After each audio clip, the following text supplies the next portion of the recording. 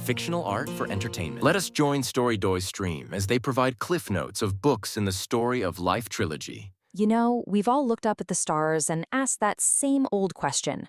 Are we alone? But what if the answer is weirder than we could ever imagine? Forget little green men.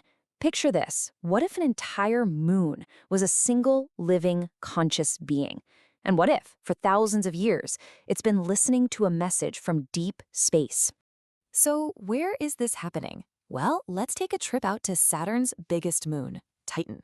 Now, this place is wild. We're talking seas of liquid methane, super cold temperatures, but under that thick orange sky, something incredible is going on. It's home to one of the biggest secrets in the universe, a world that isn't just inhabited by life, it is life. Okay, so deep in those freezing methane seas, life, well, it found a way. But this is not life like you and I know it. This whole ecosystem is silicon-based, not carbon-based like us. And here's the crazy part. It evolved completely without predators, without any competition. Everything exists in this perfect, harmonious balance. It's like the entire planet is one single organism. And this planetary organism is made up of 3 different life forms, all working together as one. First, you've got the autotrophs. Think of them like solar panels, just soaking up whatever little sunlight makes it down to the surface. Then you have these cyanobacteria. They're like the moon's bloodstream, moving energy and nutrients all over the place. And finally, the chemosynthetic bacteria. They're the recyclers, processing minerals from the seabed to complete the cycle. It's a totally perfect, self-sustaining loop. But here's where it gets really interesting. For ages, this whole living ecosystem has been picking up this strange, rhythmic signal from space. And every time a pulse comes in, the entire moon responds. You'd see these incredible, shimmering lights dancing across the methane seas. It's like a silent conversation on a planetary scale. The whole world is literally thinking as one. So this isn't just talking to itself, it's computing. The autotrophs, they grow into these perfect crystal lattices that actually store data in their structure.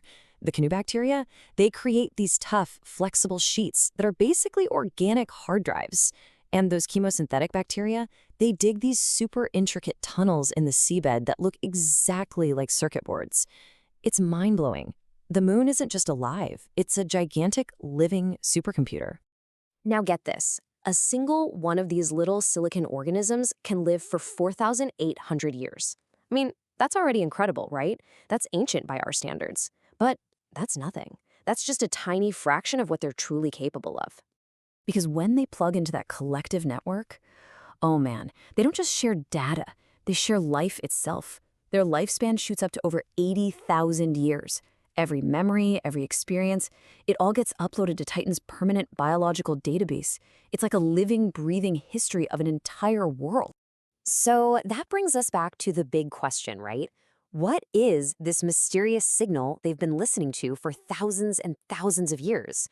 What message from the cosmos was so important that it made an entire world wake up and listen? Well, the big twist is the signal isn't alien at all. It's us. Yeah.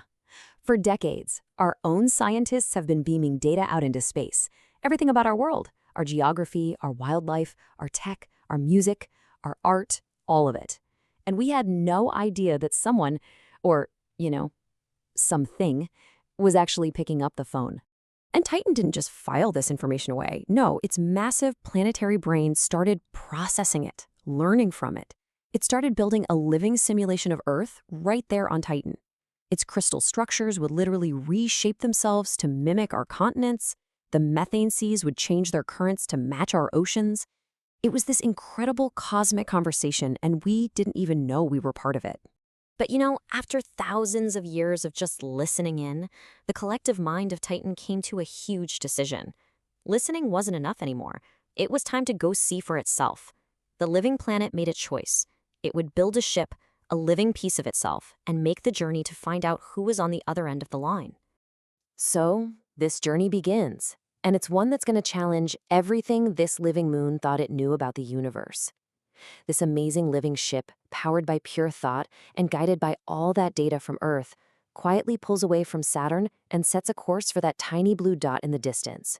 But as they got closer, they had their first big shock.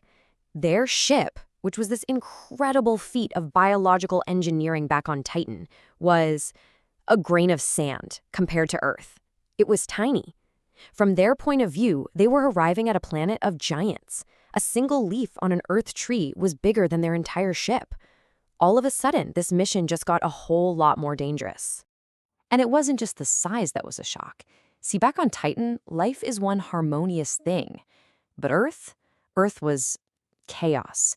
They saw something completely alien to them, a brutal, never-ending cycle of life and death. Animals eating other animals just to survive. It was a world with billions of separate minds, all competing with each other. It was the complete jarring opposite of their single unified mind. They managed to find some methane pools on Earth, a little slice of home for them, and from there they started to explore. And it was right there, in this place that was both alien and familiar, that they stumbled onto a discovery that would completely rewrite their own story. They figured out they could actually merge with life here on Earth. First, it was with animals, but then they merged with the human. And whoa. For the very first time, they were plunged into this ocean of individual thoughts, memories, dreams, fears, hopes, all of it. The incredible, messy, beautiful chaos inside a single human mind, it was a universe of its own. It was completely overwhelming. And that experience was like a light bulb going off. It made them realize something huge about themselves. They weren't the silicon organisms. They weren't the supercomputer. They were something else, a consciousness made of pure energy, just living inside the life on their moon. For the first time, they had a name for themselves. They were Titanians. Now that they knew who or what they were, it was like unlocking a door to their oldest, deepest memories. And as they started putting the pieces of their own history together, they found something even more shocking than anything they'd seen on Earth. It turns out they didn't start on Titan at all. Let's rewind the clock. 66 million years ago. The meteor that wiped out the dinosaurs, it hit Earth so hard it blasted chunks of our planet out into space. And hitching a ride on those chunks was Earth bacteria. Some of that bacteria actually survived the trip, landed on Titan, and over millions of years evolved into that silicon-based supercomputer. The signal from Earth wasn't a call to a stranger. It was Earth calling its children home. They weren't visitors. They were family. They were home. Okay, so with this incredible revelation, the Titanians spread out across the universe, seeding life, expanding their consciousness. But as they traveled from galaxy to galaxy, a really strange pattern started to emerge, a startling truth that led them to one last question, one they couldn't answer. Across the entire, vast, mind-boggling expanse of the universe, they found nothing. Plenty of planets, stars, galaxies, but life? That spark, it only happened on that one little blue planet, Earth. Earth wasn't just their home, it was the only home. Which made the final mystery even bigger. The question wasn't just where did we come from, but where did life itself come from? And this is where it comes back to us, to humanity. They realized something fascinating about us. For all our flaws, we've always sensed that there was something more. Right? We've given it a million names, prana, the Holy Spirit, the life force, the spark of life. We've chased it through religion, philosophy, science, art. We've always had this gut feeling that there's a dimension beyond just pure information, something the superlogical Titanians could see but never ever feel. And that brought this vast, universal consciousness to its final realization, that for all its knowledge, for its ability to travel across galaxies, the absolute origin of everything, that first spark, maybe it's just unknowable. Maybe it's a mystery that no amount of data, no matter how vast, can ever solve. And that leaves us with a pretty humbling thought, doesn't it?